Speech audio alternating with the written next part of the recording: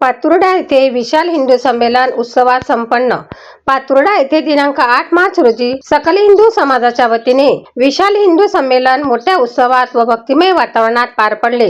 यावेळी अखिल भारतीय विचार मंच विभाग संयोजक नंदकिशोर जाने यांनी जो देश इतिहास विसरतो त्याला भविष्य नसते असे सांगत हिंदूंनी स्वबोध, कुटुंब, पर्यावरण, सामाजिक समरसता व नागरिक कर्तव्य या पंचसूत्रांचा अवलंब करण्याचे आवाहन केले। कार्यक्रमाची सुरुवात भव्य कलश यात्रा व दिंडी सोहळ्याने झाली। भगवा ध्वजधारी दुचाकीस्वार, वारकरी, भजनी मंडळ, दुर्गा वाहिनींच्या मुली तसेच छत्रपती शिवाजी महाराजांच्या वेशभूषेतील मावळ्यांच्या सहभागामुळे वातावरण हिंदुत्व व राष्ट्रभावनेने भारावून गेले। जिल्हा परिषद विद्यालयाच्या प्रांगणात मुख्य कार्यक्रम पार पडला। यावेळी स्वामी राम भारती महाराज, धर्माचार्य गजानन महाराज दहिकर, नंदकिशोर जाने व साधू महाराज गोमासे यांचा सत्कार करण्यात आला।